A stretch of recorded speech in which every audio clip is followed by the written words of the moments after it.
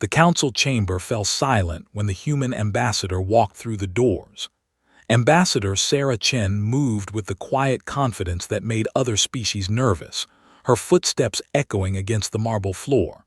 Around her, representatives from 100 different worlds watched with expressions ranging from curiosity to fear. The Galactic Council had existed for 10,000 years. In all that time, they had never invited a Deathworld species to join their ranks. Deathworlders were considered too dangerous, too unpredictable, too aggressive. They were the creatures that evolved on planets where survival itself was a daily battle against nature. Most civilizations avoided them completely. But things had changed. The swarm was coming. High Chancellor Vexus, a tall being with silver skin and 4 eyes, stood at the central podium. His voice carried across the chamber through translation devices worn by every delegate. "Ambassador Chen," he said, "you understand why we have called you here." Sarah nodded.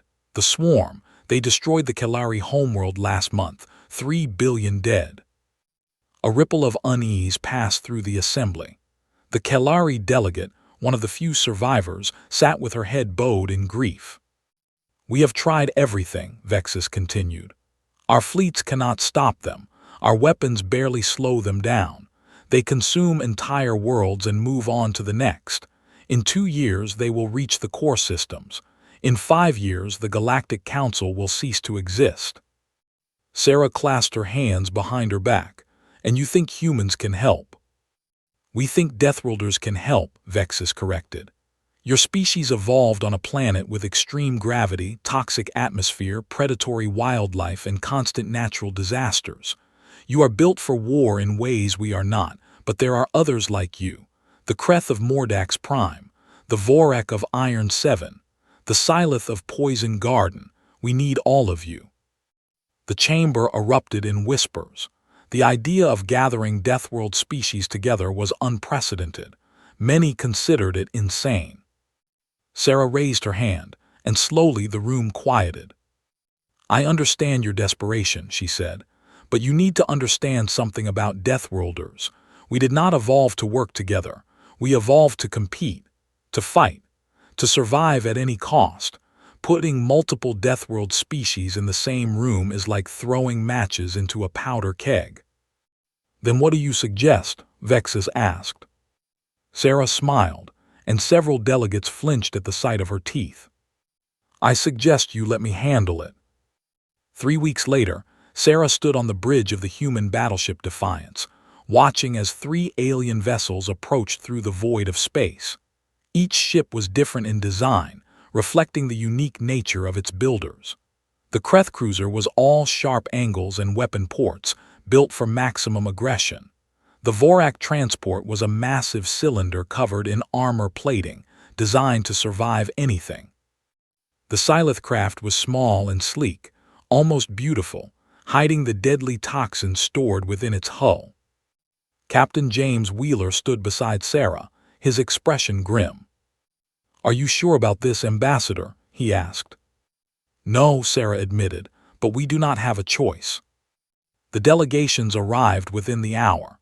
Sarah met them in the ship's conference room, a space that had been stripped of anything that could be used as a weapon. The table was bolted to the floor. The chairs were made of soft materials. Even the lights had been dimmed to reduce the possibility of triggering aggressive responses. The Kreth entered first. They were massive creatures, standing 3 meters tall with thick gray skin and 4 muscular arms. Their leader, a warrior named Grath, carried scars across his face like badges of honor. He looked at Sarah with small, calculating eyes. "Human," he growled. "I expected someone bigger." "Size is not everything," Sarah replied calmly. The Vorak came next. They were shorter than humans but incredibly dense, their bodies covered in natural armor that could stop most projectiles.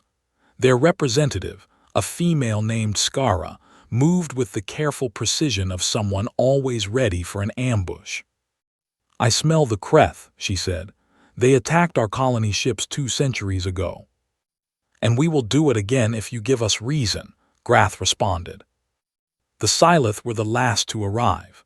They were humanoid in shape but covered in scales that constantly secreted a mild toxin. Their ambassador, a male named Vex, wore an environmental suit to contain his natural poisons. His movements were slow and deliberate. "This is a mistake," he said, his voice a soft hiss. "Deathworlders do not cooperate, we kill each other. It is our nature." Sarah waited until everyone was seated before she spoke. "You are all correct," she said. "We are killers. We are survivors. We do not trust easily and we solve most problems with violence. That is what makes us Deathworlders." "Then why are we here?" Grath demanded. Sarah activated a holographic display in the center of the table. Images appeared showing the destruction of the Kalari homeworld, cities burning, populations fleeing, ships being torn apart by the swarm. "Because there is something out there that is better at killing than we are," Sarah said. "And if we do not stop it, every one of our worlds will look like this." The room was silent as the images played. Even Grath, who had seen countless battles, seemed disturbed. "The Galactic Council cannot stop the swarm," Sarah continued. "They are not built for this kind of fight. They evolved on safe worlds with stable climates and no predators. They have never known true danger, but we have. Every day of our existence has been a struggle against death itself." "What are you proposing?" Skara asked. Sarah leaned forward. "I am proposing an alliance, the Deathworld Coalition, 4 species working together to face a threat that none of us can handle alone." "Work with the Kreth," Vex shook his head. "They would kill us the moment our backs are turned." "And the Scythe would poison our water supplies," Grath countered. "Everyone knows you cannot trust a snake." "I trust no one in this room," Sarah said. "And that is exactly the point. We do not need to trust each other. We need to fear the swarm more than we fear each other." She changed the display to show tactical data, the swarm's movement patterns, their attack strategies, their known weaknesses, which were few. "The swarm has destroyed 15 civilizations in the past decade," Sarah said. "They adapt to every weapon used against them. They consume everything in their path, but they have never faced Deathworlders before. They have never faced species that refuse to die." Grath studied the data with growing interest. "Their formations are predictable. They rely on numbers rather than strategy." "Their armor is strong against energy weapons," Skara noted. "But there are gaps in their joints. Physical projectiles could penetrate." "And their biology," Vex added, his eyes narrow. "They must have some vulnerability to toxins. All living things do." Sarah smiled. "You see, already we are thinking like allies." "We are thinking like predators," Grath corrected. "There is a difference." "For Deathworlders, there is no difference." The negotiations lasted for 3 days. There were arguments. There were threats. At one point, Grath flipped the conference table in rage, and Skara responded by pulling a hidden blade from her armor. Sarah had to physically step between them, knowing that either one could kill her easily. But slowly, carefully, an agreement began to form. The Kreth would provide military leadership and ground forces. Their warriors were unmatched in close combat, and their ships were designed for aggressive assault. The Vorak would handle logistics and defense. Their engineering skills were exceptional, and their ability to build fortifications from almost nothing was legendary. The Scythe would contribute their expertise in chemistry and biology. If the swarm could be poisoned, they would find a way to do it. And the humans would coordinate everything. They would be the bridge between the other species, using their unique ability to form social bonds with almost anyone. "Why should you lead?" Grath demanded when this arrangement was proposed. "Because we are the youngest species here," Sarah answered. "We have no ancient grudges against any of you. We are neutral ground." "You are also the weakest," Vex pointed out. Sarah did not deny it. "Individually, yes, but humans learned long ago that our strength comes from cooperation. We survived our Deathworld by working together, not by fighting alone. That is the skill we bring to this alliance." The agreement was signed on the fourth day. Each representative added their mark to the document, creating the first Deathworld alliance in galactic history. It was not a moment of celebration. No one cheered or shook hands. They simply acknowledged that this arrangement was necessary for survival. "The Galactic Council will be surprised," Skara said. "Let them be," Sarah replied. "We have work to do." She looked at the three alien leaders who now stood as her allies. They did not trust her. They did not even like her. But they respected her, and for Deathworlders that was enough. The war against the Swarm was about to begin. 6 months passed. The Deathworld Coalition built their headquarters on a barren moon that orbited a dead star. The location was chosen deliberately. No habitable worlds nearby meant no temptation to fight over territory. The harsh environment meant that only those truly committed to the cause would survive there. Sarah watched from the command center as the final pieces of their plan came together. Ships from 4 different species filled the space around the moon, arranged in formations that had taken weeks to negotiate. Kreth warships bristled alongside Vorak fortresses. Human carriers held position next to Silith chemical vessels. It was an ugly, mismatched fleet, but it was theirs. General Grath entered the command center with heavy footsteps. He had been appointed military commander of the coalition forces, a position he took very seriously. In the months since the alliance formed, Sarah had come to respect the Kreth warrior. He was brutal and aggressive, but he was also intelligent and surprisingly honorable. "The scouts have returned," Grath reported. "The Swarm's main fleet is 3 weeks away from the Nexar system." Sarah pulled up the star charts. Nexar was a binary system with 4 inhabited planets. Nearly 10 billion beings lived there. "Have the Nexar been warned?" she asked. "They refuse to evacuate. They believe their defense grid will protect them." "Their defense grid is useless against the Swarm." Sarah shook her head. "We need to convince them." "I already tried. They called me a monster and cut the transmission." This was a problem the Coalition faced constantly. The civilized species of the galaxy feared Deathworlders almost as much as they feared the Swarm. Even when the Coalition offered help, many worlds rejected them out of pure terror. Skara emerged from her engineering station. The Vorak commander had proven invaluable in the past months, redesigning the Coalition's ships to work together more effectively. Her practical mind cut through problems that left others arguing in circles. "Let them refuse," she said. "We do not need their permission to save them. If we enter their system without authorization, they will see us as invaders," Sarah pointed out. "And if we do not enter, they will be dead within a week. Which is worse?" Before Sarah could respond, an alarm rang through the command center. Officers rushed to their stations as new data flooded the screens. "What is happening?" Grath demanded. A young human lieutenant answered, her voice shaking. "A Swarm advance force just appeared in the Nexar system. They must have sent scouts ahead of the main fleet." Sarah felt her stomach drop. "How many?" "At least 5,000 individual units. The Nexar defense grid is already overwhelmed."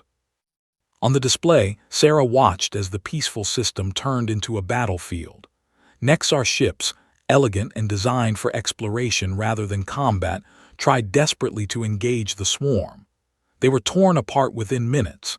The defense satellites lasted longer but achieved nothing. The Swarm simply flowed around them, ignoring the weapons that fired uselessly into their midst. "We need to move now," Grath said. "Our fleet is not ready," Skara argued. "We need at least another week to complete the modifications." "In another week, there will be nothing left to save." Sarah made her decision quickly. It was a skill she had developed over months of commanding Deathworlders. Hesitation was seen as weakness, and weakness invited challenges. "Launch everything we have," she ordered. "All ships maximum speed to Nexar. We will fight with what we have. The Coalition fleet jumped into action. Ships that had been running simulations suddenly powered up for real combat. Soldiers who had been training grabbed their weapons and headed for deployment stations. In less than an hour, the entire force was moving toward Nexar at the fastest speeds their engines could manage. Vex met them en route, his chemical ships carrying their deadly cargo. The Sylith ambassador had spent months developing new toxins specifically designed to harm the swarm. Laboratory tests showed promising results, but this would be their first real combat deployment. "Are your weapons ready?" Sarah asked over the communication link. "They are ready," Vex confirmed. "But I must warn you, we do not know exactly how the swarm will react. The toxins could kill them instantly, or they could adapt and become immune. We simply do not know." "Then we will find out together." The Coalition fleet arrived at Nexar 2 days later. The situation was worse than they had feared. 2 of the 4 planets had already been partially consumed. The swarm's advance force had grown to nearly 20,000 units as they converted local matter into more of themselves. The Nexar authorities finally agreed to accept help. There was no choice left. "All ships battle formation," Sarah commanded. "Kreth forces take the lead. Vorak ships establish a defensive perimeter around the refugee convoys. Sylith vessels hang back and wait for my signal." "And the humans?" Grath asked. "We will be right beside you." The battle began with the Kreth charging directly into the heart of the swarm. Their warships were built for exactly this kind of fight, close-quarters combat, where aggression mattered more than tactics. Grath led from the front, his flagship cutting through swarm units like a blade through water. The swarm responded by trying to overwhelm the attackers with numbers.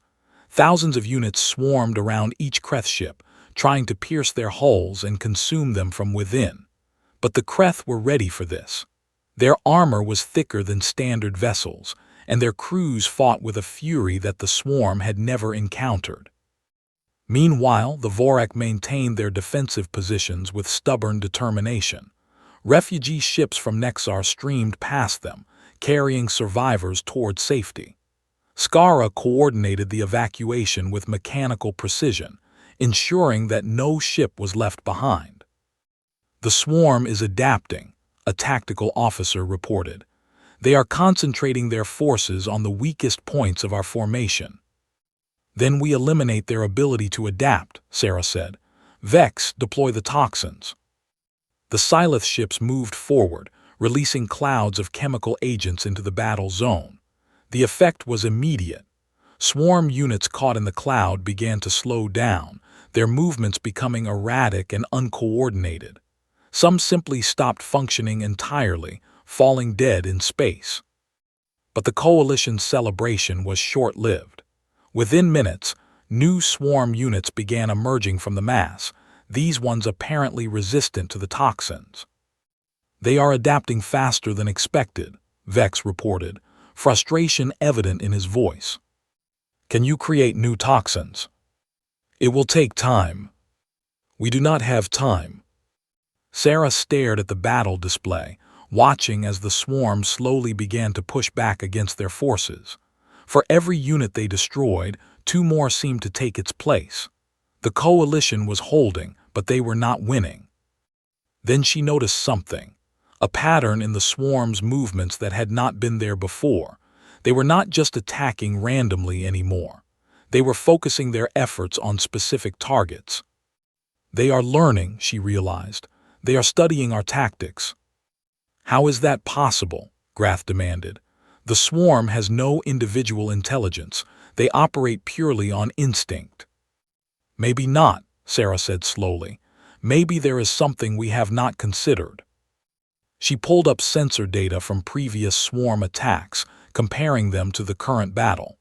The patterns were different. The swarm's behavior in earlier attacks had been purely reactive, responding to threats as they appeared. But now they were anticipating moves, countering strategies before they could be fully executed. "Something is guiding them," Sarah said. "Something intelligent." A leader, Skara asked.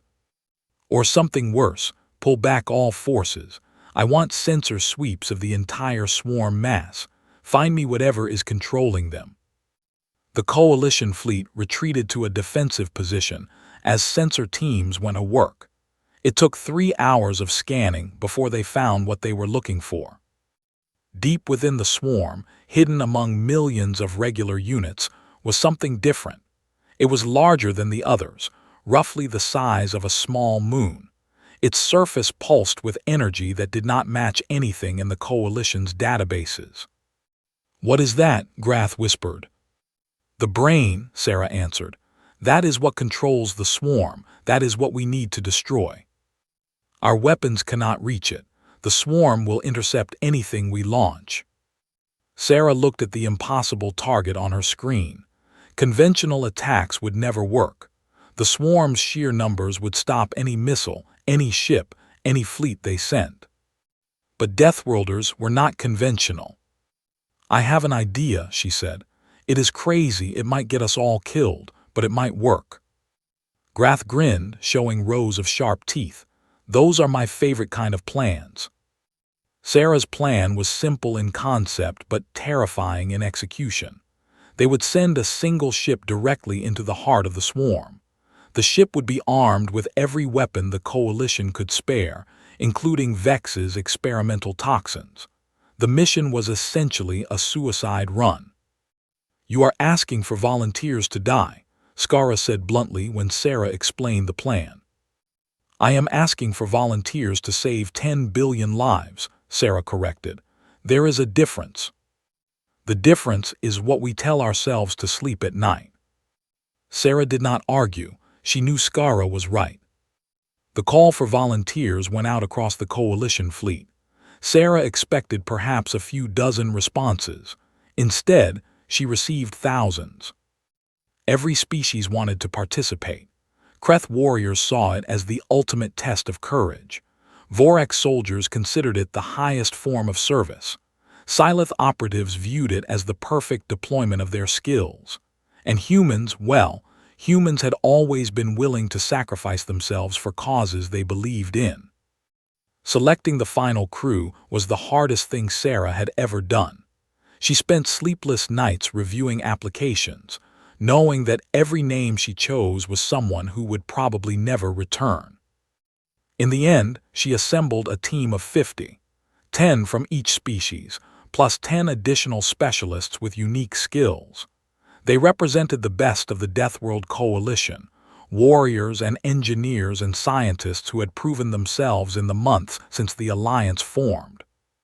The ship chosen for the mission was a heavily modified Vorak transport, stripped of everything unnecessary and packed with weapons. It was renamed Unity, a name suggested by a young Kreth soldier who said it represented what they were fighting for. On the night before the mission launched, Sarah gathered the crew in the Unity's cargo hold. They stood in mixed groups, something that would have been unthinkable 6 months ago.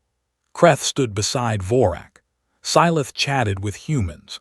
The old hatreds had not disappeared, but they had been pushed aside by something stronger.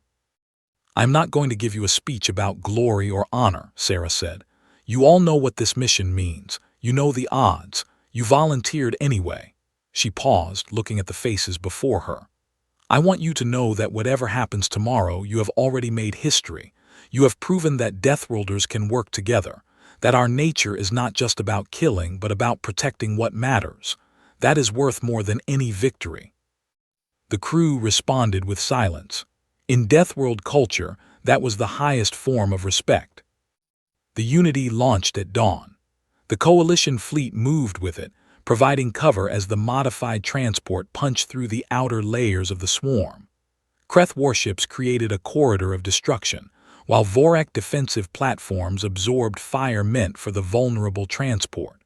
Silith chemical vessels released clouds of toxins to slow the swarm's response. Sarah watched from the command center, her hands gripping the edge of her console. Every minute that passed brought Unity closer to its target, but also deeper into danger. "The swarm is concentrating forces around the brain," a tactical officer reported. They know we are coming. Unity, do you copy? Sarah called into her communicator. The response came through static. We copy, Ambassador, 2 kilometers from target, taking heavy fire but holding together. The fleet cannot maintain this corridor much longer. You need to move faster. Understood, going to maximum acceleration. On the display, Sarah watched as Unity's icon accelerated toward the heart of the swarm. The massive brain structure pulsed with activity, apparently aware of the threat approaching it. Then everything went wrong. A concentrated wave of swarm units hit Unity's escort ships simultaneously. The corridor collapsed. Within seconds, the Unity was surrounded by enemies, its weapons firing constantly but unable to stop the tide. Hull breach in Section 3, the Unity's captain reported. We are losing atmosphere. Can you reach the target? Negative, we are dead in space. Sarah felt the weight of command crushing down on her. 50 lives about to be lost, and the mission about to fail. All ships converge on Unity's position, she ordered. Everything we have now. The coalition fleet surged forward in a desperate attempt to reach their comrades, but the swarm was waiting. For every ship that pushed through, 3 more were driven back. It is not enough, Grath said, his voice heavy with frustration. We cannot break through. Sarah stared at the display, watching Unity's icon flicker as the ship took more damage. The crew was dying, and she could do nothing to save them. Then a new voice came through the communicators. It was Vex, the Silith ambassador. Ambassador Chen, I have a suggestion. I am listening. The chemical vessels still have a full payload of toxins. If we detonate them simultaneously near the brain, the concentration might be enough to destroy it. The chemical vessels are 10 kilometers away from the target. Then we need to get them closer. Sarah understood immediately. Vex was proposing a second suicide run, this time using the chemical vessels themselves as weapons. Vex, you do not have to do this. Yes, I do. The Unity crew volunteered to die for this mission, so did I. There was a pause. Besides, this is what Silith do best. We poison things. Before Sarah could respond, the chemical vessels began moving. 3 ships, each loaded with enough toxins to kill a planet, accelerating directly toward the swarm's brain. The swarm tried to stop them. Units swarmed around the chemical vessels, piercing their hulls and trying to disable their engines. But Silith ships were designed to handle toxic environments. The crews continued pushing forward even as their ships fell apart around them. 1 kilometer to target, Vex reported. Detonation in 30 seconds. Vex, tell the council that the Silith did their part. Tell them we were not just killers. His voice cracked slightly. Tell them we were heroes. The chemical vessels detonated simultaneously. A wave of pure poison spread outward, engulfing the swarm's brain in a cloud of death. The massive structure shuddered, its energy patterns flickering wildly. And then it died. The effect on the swarm was immediate and catastrophic. Without the brain to guide them, the individual units became confused and disorganized. They stopped attacking and began drifting aimlessly, crashing into each other and into debris. The swarm is collapsing, Skara reported, amazement in her voice. Their coordination is completely gone. Unity, what is your status? The response was weak but alive. We are still here, Ambassador. Barely, but we are still here. The coalition fleet spent the next 6 hours cleaning up the remaining swarm units. Without their guiding intelligence, they were easy targets. By the time the operation was complete, the Nexar system was secure. The victory came at a heavy cost. 37 members of Unity's crew had died in the attack. All 3 Silith chemical vessels had been destroyed, along with their entire crews. Hundreds of other coalition soldiers had given their lives throughout the battle. But 10 billion Nexar civilians had been saved. And for the first time in galactic history, the swarm had been defeated. Sarah stood alone in the command center after the battle, looking out at the stars. She thought about Vex and his final words. He had asked to be remembered as a hero, not a killer. She would make sure the galaxy never forgot. The door opened behind her, and Grath entered. The Kreth general looked exhausted but satisfied. "The council has already sent congratulations," he said. "They want to give us medals." "Medals?" Sarah repeated with a bitter laugh. "As if medals could replace what we lost." "Nothing can replace what we lost, but the council's approval is important. It means they will support us in the future." Sarah nodded slowly. "The main swarm fleet is still out there. This was just an advance force." "I know." Grath stood beside her, his massive form blocking out the light. "We won the battle, not the war, but we proved something today. We proved that Deathworlders can fight together, that we can win." "Vex proved that." "Vex and Unity's crew and everyone who followed your lead." Grath turned to face her directly. "When this alliance started, I thought you were weak. A small, soft creature trying to command warriors. I was wrong. You have the heart of a Kreth." Coming from Grath, that was the highest compliment possible. "Thank you, General, but the credit belongs to everyone. This coalition works because every species contributes something unique." "The coalition works because you make it work. Do not pretend otherwise." Sarah accepted the truth in his words. Someone had to hold the Deathworld species together, to translate between their different cultures and channel their aggression toward common goals. That was her role, and she would continue playing it for as long as necessary. "What happens now?" she asked. "Now we prepare for the main fleet. We have 3 weeks before they arrive. 3 weeks to rebuild, resupply, and find new volunteers for the missions ahead." Grath's eyes gleamed with anticipation. 3 weeks to show the swarm what Deathworlders can really do. Sarah smiled, feeling the weight of command settle back onto her shoulders. It was a burden she had learned to carry. "Then let us get to work." The funeral for the fallen was held on the barren moon that served as coalition headquarters. Representatives from all 4 species gathered to honor those who had died at Nexar. It was the first joint ceremony in Deathworld history, and no one quite knew how to handle it. Kreth funeral traditions involved combat and fire. Vorek preferred silent contemplation and practical remembrance. Syleth honored their dead through chemical transformation, returning bodies to basic elements. Humans had countless traditions depending on culture and belief. Sarah worked with cultural experts from each species to create something new. A ceremony that incorporated elements from all 4 traditions while disrespecting none.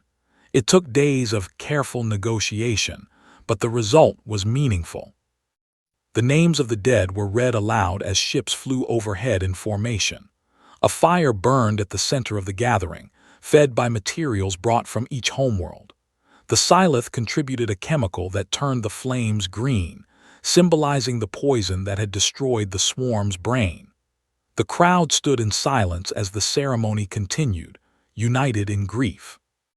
Sarah spoke last. She had not planned to give a speech, but the moment seemed to demand one. 6 months ago we were enemies, she said. Or at least we were not friends. We looked at each other and saw threats, rivals, monsters from nightmare worlds. That is what the galaxy told us we were. That is what we believed about ourselves. She paused, looking out at the assembled faces. Kreth warriors who had laughed at her weakness. Vorek engineers who had questioned her competence. Syleth scientists who had tried to poison her during negotiations. All of them now watching with something like respect. The people we honor today proved something different. They proved that Deathworlders are more than killers. We are survivors. We are protectors. We are willing to give our lives for something greater than ourselves. Her voice strengthened. The galaxy has feared us for millennia. After Nexar, they will remember us as heroes. The ceremony ended with each species performing their own final rite. The Kreth roared their war cry. The Vorak stood at rigid attention. The Syleth released a cloud of harmless but beautiful chemicals into the air. The humans bowed their heads in prayer. Then everyone returned to work. There was no time for extended mourning. The main swarm fleet was coming. Over the next 3 weeks, the Deathworld coalition transformed from a loose alliance into a genuine military force. Ships were repaired and upgraded. New crews were trained. Strategies were developed and tested in simulations. The Galactic Council contributed resources but wisely stayed out of the command structure. After Nexar, no one questioned the coalition's ability to fight the swarm. The Deathworlders had earned the right to lead. Sarah spent most of her time in meetings with the other leaders. Grath had become a true partner, his tactical genius complementing her political skills. Skara handled logistics with her usual efficiency, ensuring that every ship was supplied and ready. The position of Syleth representative had been filled by a scientist named Sierra, who had helped develop the toxins that killed the swarm brain. The main fleet is estimated at 100 million units, Sierra reported during one planning session. Approximately 10,000 times larger than the force we faced at Nexar. 10,000 times, Sarah repeated. That is not a battle, that is extinction. Unless we can find another brain, Grath said. If we destroy their central intelligence, the fleet will collapse just like the advance force. The brain will be better protected this time. They will have learned from Nexar. Then we need to be smarter. Sarah pulled up the tactical displays. We need to make them think we are attacking somewhere else while we strike at the brain. The planning continued for hours. Ideas were proposed and rejected. Strategies were debated and refined. Slowly, a plan emerged. The coalition would split their forces into 3 groups. The largest group would engage the swarm directly, drawing their attention and making them commit to battle. The second group would protect the evacuation of nearby systems, ensuring that civilians were moved to safety. The third group, small but heavily armed, would attempt to locate and destroy the brain. The third group will need to be mostly Syleth, Sierra said. We are the only ones with weapons that can hurt the brain. But Syleth ships are not designed for prolonged combat, Skara pointed out. They need protection. Then we mix the forces, Sarah decided. Each group will have representatives from all 4 species. That is how the coalition works. The day of the battle arrived faster than anyone expected. Sarah stood on the bridge of a new flagship, a human carrier that had been named Deathworld in honor of their alliance. Around her, the coalition fleet numbered in the thousands, the largest military force ever assembled by their species. The swarm appeared on sensors like a dark cloud, filling the void of space with their bodies. 100 million units, all moving with the terrible purpose that had destroyed 15 civilizations. All ships, this is Ambassador Chen, Sarah broadcast to the fleet.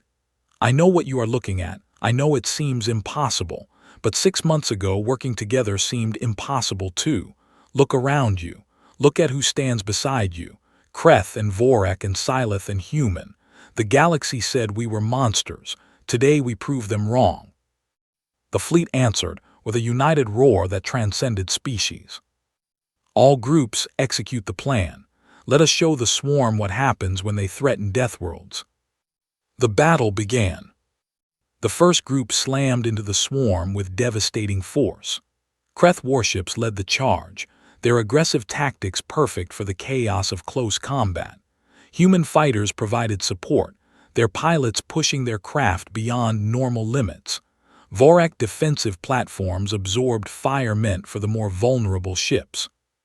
The swarm responded exactly as expected, concentrating their forces to meet the threat. Millions of units swarmed toward the attacking fleet, their numbers seemingly endless. Meanwhile, the second group established defensive positions around the civilian evacuation routes. Ships from a dozen endangered systems streamed toward safety, protected by coalition forces. Skara commanded this group personally, her steady voice keeping order amid the chaos. The third group, the one Sarah had placed all her hopes in, slipped away in the confusion. Led by Sierra and a Kreth captain named Zara, they moved through the edges of the battle zone, searching for the brain that controlled the swarm. "Any sign of the target?" Sarah asked through her secure channel. "Not yet," Sierra responded. "The swarm is too dense. We cannot see more than a few kilometers in any direction." "Keep looking. The brain has to be in there somewhere." Hours passed. The battle raged across hundreds of kilometers of space. Coalition ships died in flames, taking hundreds of swarm units with them. Refugee convoys reached safety even as the ships protecting them were torn apart. Sarah watched the displays with growing despair. They were holding, but barely. And without finding the brain, holding would not be enough. Then Zara's voice came through. "We found it, transmitting coordinates now." Sarah looked at the location and felt her heart sink. The brain was at the very center of the swarm formation, protected by millions of units. Getting to it would be almost impossible. "Can you reach it?" she asked. "Negative. There are too many defenders. We would be destroyed long before we got close." Sarah stared at the display, her mind racing. There had to be a way. There was always a way. Then she saw it. A pattern in the swarm's movements, a slight gap that appeared every few minutes as units rotated through their defensive positions. It was tiny, barely enough for a single ship, and it only lasted seconds, but it was there. "Sierra, I am sending you a flight path. You need to hit that gap at exactly the right moment." "That gap is too small. We would be torn apart." "Not if you go alone. One ship, maximum speed. You would have maybe 10 seconds before they close in." "That is suicide." "That is the mission." There was a long pause. Sarah waited, knowing she was asking someone else to die. "Understood," Sierra finally said, preparing for final approach. "Sierra, do not apologize, Ambassador. This is why I volunteered. This is what Syleth do." Her voice was calm, almost peaceful. "We poison things." Sierra's ship launched toward the gap. Sarah watched helplessly as the tiny vessel accelerated beyond safe limits, its pilot pushing everything to the maximum. The gap appeared. Sierra shot through it. For a moment, nothing happened. The swarm seemed confused by the sudden intrusion. Units turned to pursue but could not match the ship's speed. Then Sierra reached the brain. "Detonating payload," Sierra reported. "Tell them the Syleth were heroes." The explosion lit up the display. Toxins, concentrated to lethal levels, engulfed the swarm brain. Just like at Nexar, the massive structure shuddered and died. The effect rippled outward like a wave. Swarm units across the battle zone suddenly stopped fighting. Their movements became random and purposeless. The coordinated attack dissolved into chaos. "All ships push forward," Sarah ordered. "Destroy them while they are confused." The coalition fleet surged into the disorganized swarm, weapons blazing. What had been a desperate battle became a systematic destruction. Within hours, the main swarm fleet was reduced to debris. Sarah sat down slowly as the victory reports came in. Around her, officers celebrated. The galaxy was saved. The swarm was finished. But all she could think about was Sierra and Vex and all the others who had given their lives. The price of victory was painted in Deathworld blood. Grath approached her later as the celebrations continued. "You did it," he said. "You saved everyone." "We did it," Sarah corrected. "All of us, every species." "That is what I said." Grath's eyes were warm, something Sarah had never seen in a Kreth before. A human teaching us to share credit. The galaxy truly has changed. Sarah laughed despite her grief. "I suppose it has." "What happens now?" "Now we make sure this never happens again. The swarm came from somewhere. Something created them or spawned them or sent them. We need to find out what and stop it from making more." A new mission for the Coalition. A new purpose. Sarah stood, squaring her shoulders. We started as four species who hated each other. We became allies against a common threat. Now we need to become something more. Friends, partners, a true coalition that lasts beyond any single enemy. Grath considered this for a moment. It will be difficult. Old hatreds do not die easily. Nothing worthwhile is easy, but we proved at Nexar and here that Deathworlders can change. We can grow beyond our nature. She looked out at the stars, seeing not danger but possibility. That is what humans believe anyway, and we have not been wrong yet. The Deathworld Coalition had saved the galaxy, but their true work was just beginning. In the years ahead, they would face new challenges and new threats. They would argue and fight and nearly fall apart more than once. But they would also build something unprecedented, a partnership between species that had been born in blood and violence, an alliance that showed the galaxy that even the most dangerous creatures could choose to protect instead of destroy. Sarah Chen would lead them for many years, the small human who commanded warriors. And when she finally retired, passing leadership to the next generation, she did so knowing that her legacy was secure. The Deathworlders had become heroes, and the galaxy would never be the same.